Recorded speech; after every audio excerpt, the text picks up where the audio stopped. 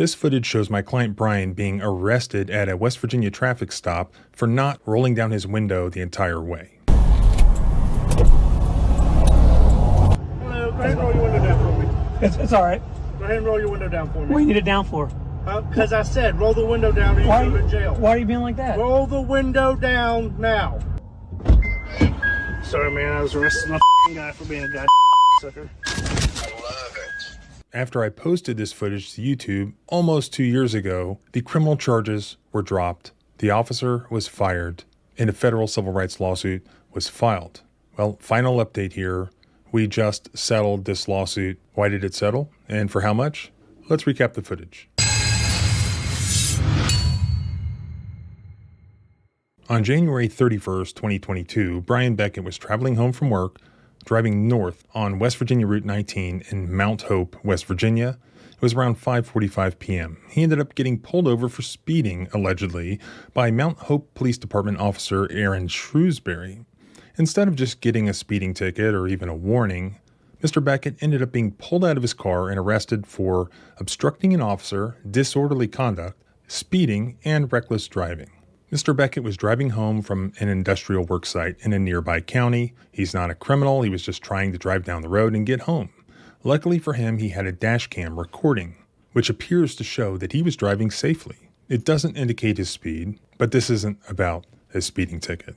Officer Shrewsbury would subsequently swear under oath in the criminal complaint that he filed with the court authorizing Mr. Beckett's arrest that not only did he radar Mr. Beckett speeding, but that, quote, as I was catching up to the vehicle, I noticed the vehicle weaving through traffic recklessly, but that I was able to pull behind the vehicle and get it stopped. Here is the client's dash cam, which survived, thankfully, which saved his rear end here. Take a look at it yourself and see if it shows him driving recklessly.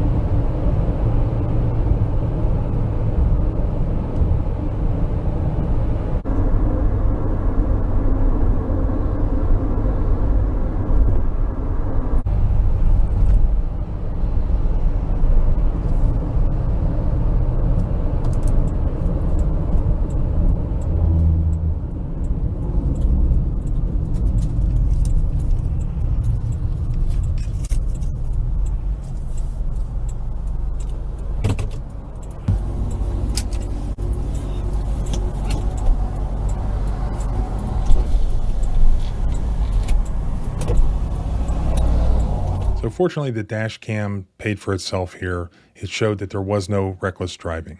But the crazy thing that happened here was Officer Shrewsbury just immediately arrested Mr. Beckett for obstruction for not rolling his window down all the way, and he never bothered to ask Mr. Beckett for his license, registration, proof of insurance, or even his name. He just demanded that the window be rolled down all the way, not even providing a reason, just because he demanded it.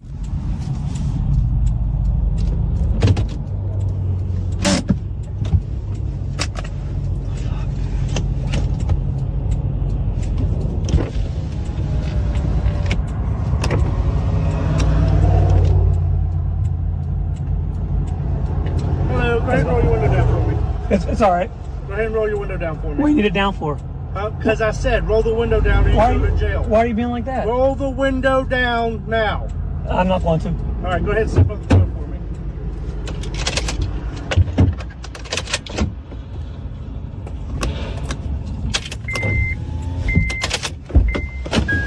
Walk back here.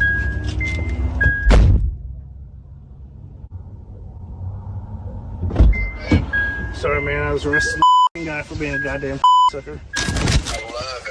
Then he immediately removed him from the car and arrested him. The officer never even identified himself, the reason he pulled him over, or explained any legitimate reason that he required the window to be rolled all the way down. In the subsequent criminal complaint, no allegation was made or even charged that it is illegal in West Virginia to not roll one's window down completely during a traffic stop. He was merely just charged with obstruction.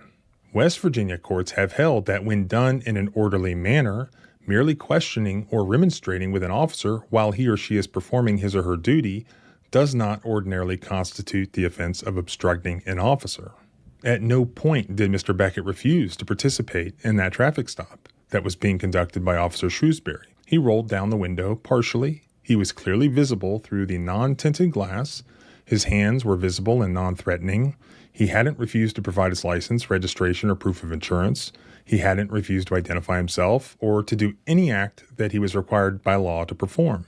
And I'm still aware of no West Virginia law, nor was one identified in this case, requiring motorists who are subjected to traffic stops in West Virginia to roll their windows completely down as a matter of routine. Officer Shrewsbury also charged Brian with disorderly conduct under West Virginia law. Why? Well, he said that as I walked him back to my vehicle, Mr. Beckett said this was bullshit. I then informed Mr. Beckett to stop cussing and placed him inside my vehicle.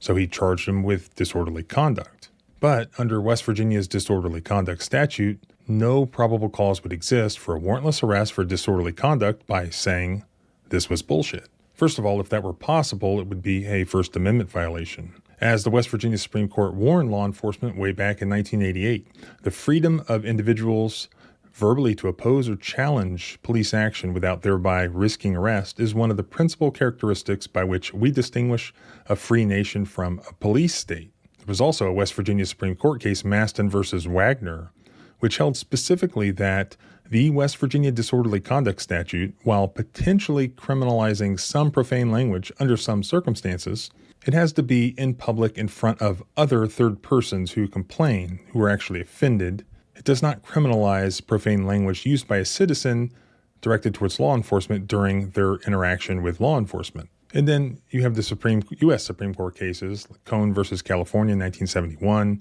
Lewis versus City of New Orleans, 1974, that free speech, however offensive or controversial to sensitive, virgin-eared police officers, is afforded a high level of First Amendment protection.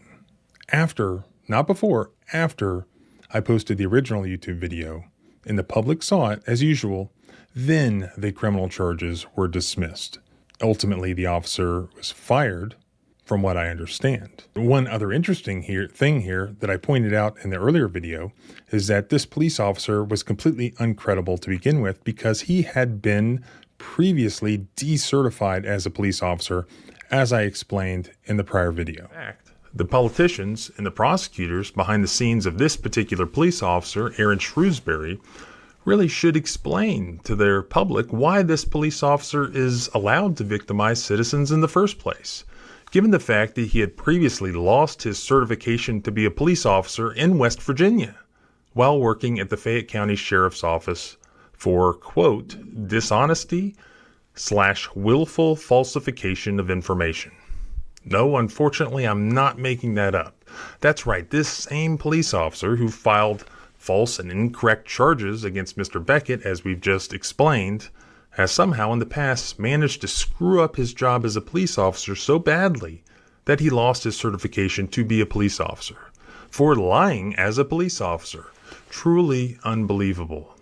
And how scary is that this man, Brian, was being prosecuted for multiple misdemeanors, which together, could be years in jail, technically, when theoretically, if he did anything, all right, let's just say he was speeding, but he was charged with obstructing an officer. He was charged with disorderly conduct.